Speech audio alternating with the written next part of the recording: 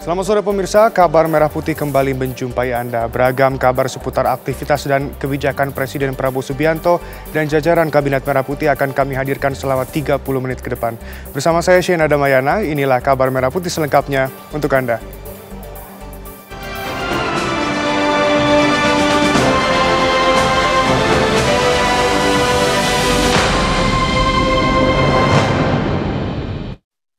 Presiden Prabowo Subianto mengumumkan pencairan tunjangan Hari Raya THR bagi ASN dan TNI Polri akan cair pada 17 Maret 2025 mendatang. Selain ASN, Presiden juga telah menghimbau kepada perusahaan layanan berbasis aplikasi agar pengemudi dan kurir online bisa mendapatkan bonus Hari Raya.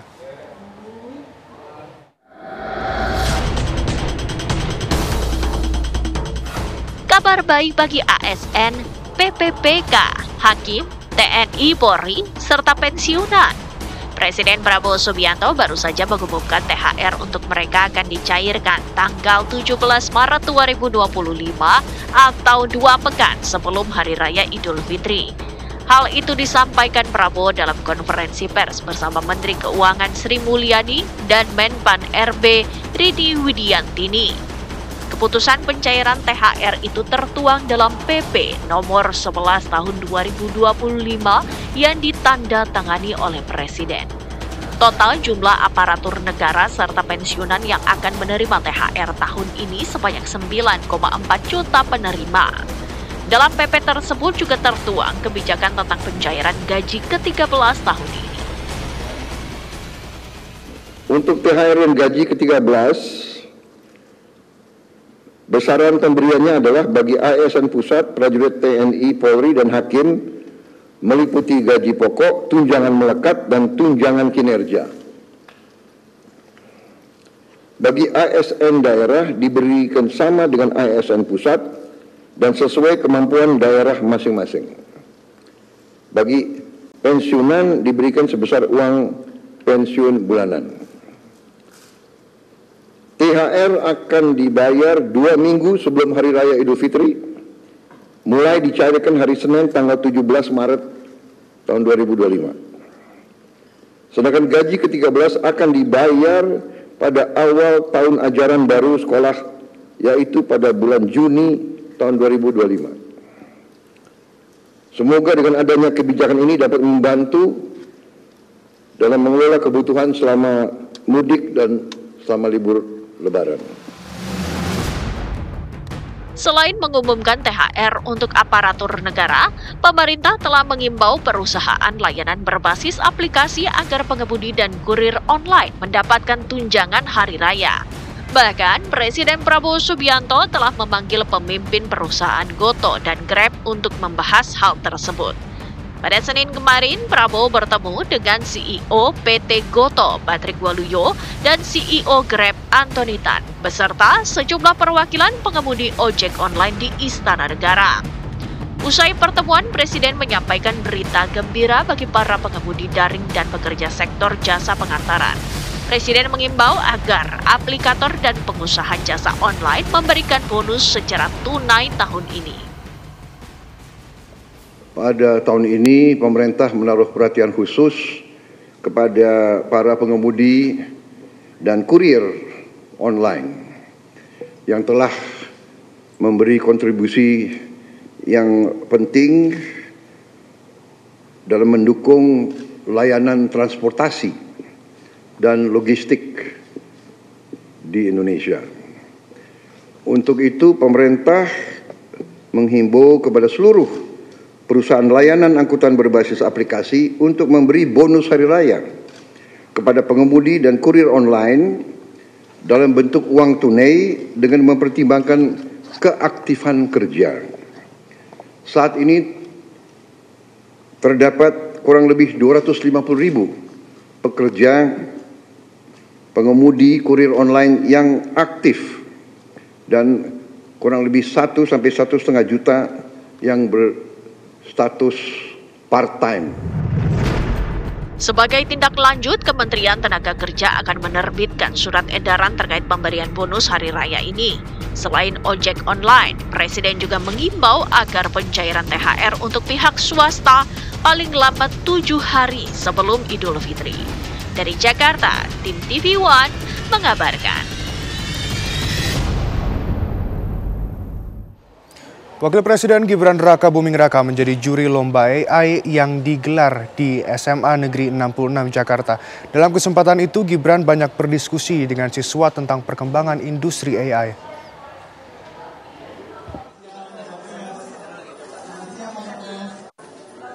Wakil Presiden Gibran Rakabuming Raka menghadiri seminar terkait Artificial Intelligence atau AI yang digelar di SMA Negeri 66 Jakarta. Dalam acara itu, Gibran diminta untuk menjadi juri lomba yang diadakan oleh sekolah. Di awal kegiatan, mereka diminta membuat gambar logo sekolah dengan menggunakan AI. Para siswa juga diminta mengerjakan beberapa soal matematika dengan bantuan AI. Gibran kemudian melihat dan menilai satu persatu karya AI buatan para siswa. Dalam kesempatan itu, Gibran mengatakan penggunaan AI dapat membantu mempermudah tugas serta meningkatkan kreativitas.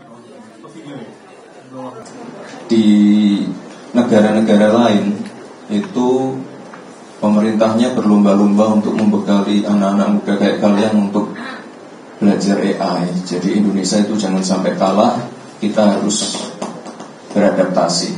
Jadi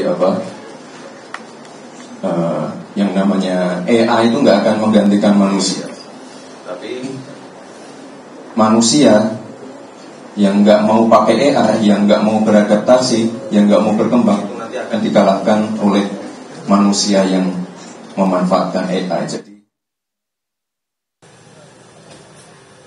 Sebelumnya, pada pagi tadi, Wakil Presiden meninjau pelaksanaan program cek kesehatan gratis di Puskesmas Mampang Prapatan dan Puskesmas Pancoran, Jakarta Selatan. Kedatangan Gibran disambut Kepala Tugas Puskesmas.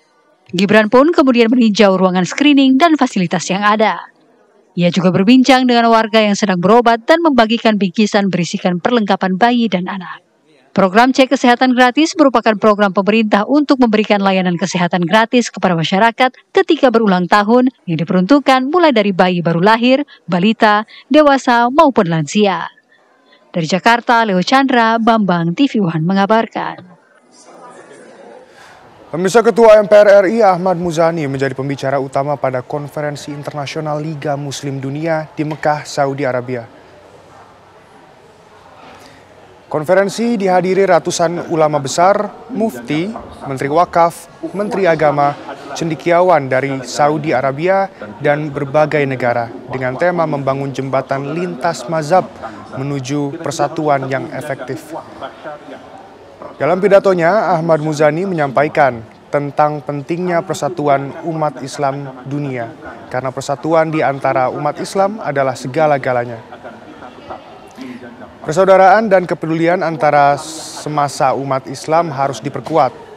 Selain itu, menjaga ukhuwah, watoniyah, persaudaraan di antara sesama bangsa tidak akan merendahkan agama Islam, namun justru akan meninggikan agama Islam.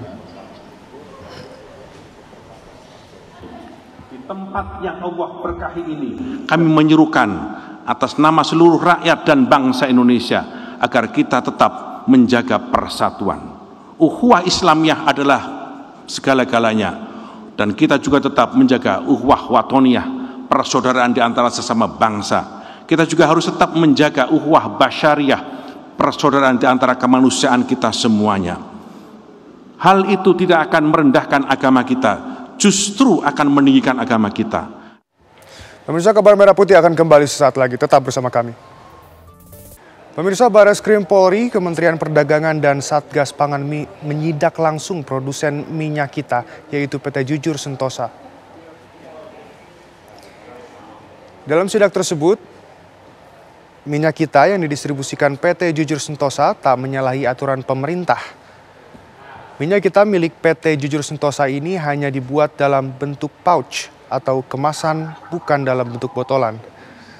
Ukuran dan takaran yang dilakukan aman sesuai SNI. Sebelumnya, isu minyak kita milik pemerintah ini yang harusnya dijual dalam 1 liter ternyata hanya diisi 750 sampai 800 ml saja.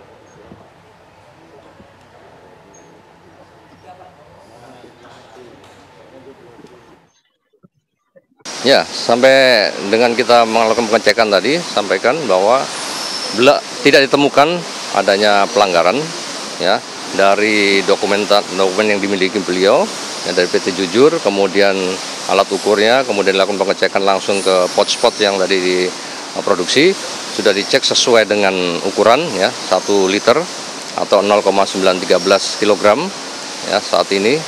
Untuk produksinya kapasitasnya rata-rata per hari 150 ton atau 1 bulan kurang lebih 4.500 ton.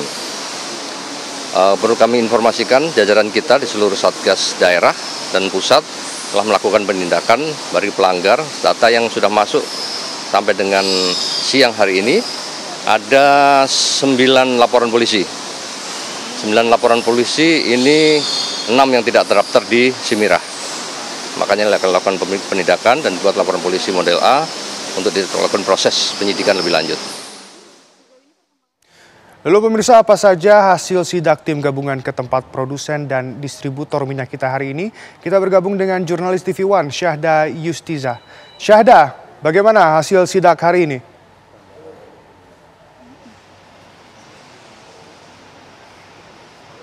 Baik, selamat siang Shena dan juga pemirsa. Benar sekali bahwasannya pada hari ini Satgas Pangan Mabes Polri bersama dengan jajaran dari Kementerian Perdagangan ini melakukan inspeksi mendadak terkait dengan produksi minyak kita. Dan memang rangkaian sidak ini digelar dalam rangka untuk mengecek apakah ada kecurangan dalam praktik penakaran minyak yang memang ini didistribusikan kepada masyarakat.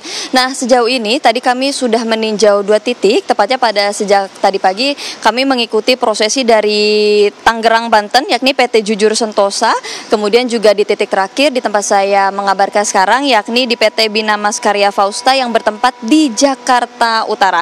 Hasil dari sidak yang dilangsungkan pada hari ini, kedua pabrik yang memang kami susuri dinyatakan lolos oleh Kepala Satgas, di mana ini melalui tadi beberapa prosesi dan juga rangkaian, dan seperti biasa pada saat masuk ke dalam pabrik, Kepala Satgas juga tidak sendiri, Kepala Satgas Pangan ini dia juga didampingi oleh bagian dari Kementerian Perdagangan, dia tepatnya Dirjen Perlindungan Konsumen dan Tata Tertib Niaga, yakni Moga Simatupang, di mana ke dalam langsung kemudian mengecek bagaimana proses distribusi, proses pengepakan, kemudian melihat bagaimana penakaran terhadap minyak itu sendiri. Dan setelah itu, ini tepat di belakang saya, Shena, ini masih ada bekas tadi pengecekan dari takaran minyak itu sendiri. Dan kalau kami bisa ulas bagaimana juga tadi sempat disidak, yakni pabrik ini memproduksi minyak dengan jenis standing pouch. Tadi yang diukur adalah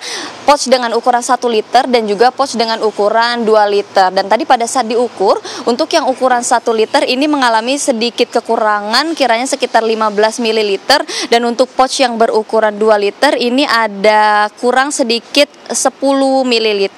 Namun pernyataan dari Brigjen Pol Helvi sendiri selaku Kepala Satgas Pangan ini menjelaskan bahwa takaran yang kurang tersebut masih dianggap wajar, karena memang tadi kalau kami sama-sama menyimak bagaimana proses pengukuran, ada beberapa faktor yang menyebabkan takaran dari minyak itu berkurang, seperti tetesan minyak yang kemungkinan tumpah dan ada sisa-sisa minyak yang masih menempel di dalam kemasan. Dan selain itu juga, Shena, kalau kita merujuk dari aturan yakni ambang batas dari Permendak, ini memang masih bisa dikatakan wajar apabila berkurangnya minyak tersebut kurang lebih 1,5% dari takaran yang terletak di dalam ukuran yang terletak di dalam kemasan tersebut. Dan sejauh ini kesimpulan yang bisa kami sampaikan berdasarkan 2 tempat pabrik yang kami kunjungi, ini bukan pabrik produksi, Shena, tapi pabrik distribusi, dua-duanya dianggap lolos uji takaran oleh Kepala Satgas Pangan Mabes Polri. Sementara demikian.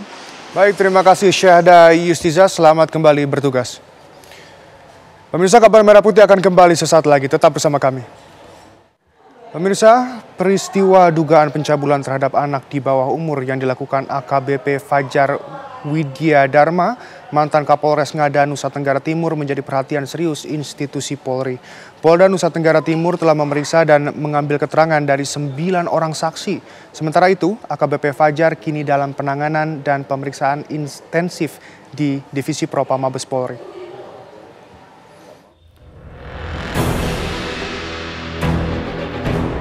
Pelecehan seksual yang dilakukan Kapolres Ngada, Nusa Tenggara Timur yang berstatus nonaktif AKBP Fajar Widya Dharma Lukman Sumaatmaja terhadap anak di bawah umur mendapatkan perhatian serius dari Polda NTT.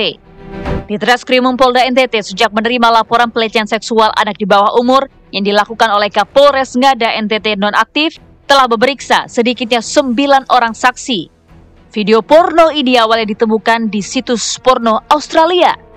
Setelah dilakukan penyelidikan, diketahui bahwa aksi tersebut dilakukan oleh Kapolres Ngada AKBP Fajar. Dan setelah diperiksa, yang bersangkutan pun mengakui perbuatannya. Kami melakukan pendalaman lagi dengan beberapa saksi. Kemudian kita melakukan serangkaian penyelidikan dan diyakini ada satu peristiwa pidana di situ, sehingga kami melakukan gelar dan naik sidik pada tanggal 4 Maret 2025. Untuk sampai saat ini total sudah di sini 9 saksi. Korbannya berapa orang, Pak? Korban 1 orang. Korban adalah seorang anak yang berusia 6 tahun. Kejadian pelecehan anak di bawah umur terjadi pada Juni 2024 silam di salah satu hotel di wilayah Kota Kupang. AKBP Fajar memesan anak berusia 6 tahun melalui seorang wanita berinisial F dengan imbalan 3 juta rupiah. Terbongkarnya pelecehan seksual anak di bawah umur yang dilakukan oleh AKBP Fajar setelah video asusila tersebar di situs porno Australia. Pihak IFP Australia Federasi Police melacak video porno ini dan diketahui lokasi pembuatannya pun berada di Kupang, Nusa Tenggara Timur. IFP lalu berkoordinasi dengan Divisi Hub Inter Mabes Polri dan Kementerian PPA. AKBP Fajar sendiri telah diamankan sejak 20 Februari silam dan diperiksa di Mabes Polri. Lantas, seperti apa perkembangan pemeriksaannya? Mengapa pelaku yang merupakan anggota kepolisian yang seharusnya menjadi teladan malah berperilaku menjijikan? Akankah sanksi berat seperti kebiri bisa dijatuhkan pada oknum Kapolres ini? Dari Kupang NTT, Fritz Floris, TV One mengabarkan. Nah, pemirsa, kabar tersebut sekaligus menutup jumpa kita hari ini. Esok Kabar Merah Putih akan kembali di waktu yang sama. Dan jangan beranjak dulu pemirsa, karena sesaat lagi Anda dapat menyaksikan program Damai Indonesiaku. Saya Shena Damayana, mewakili seluruh kru yang bertugas mengucapkan terima kasih dan sampai jumpa.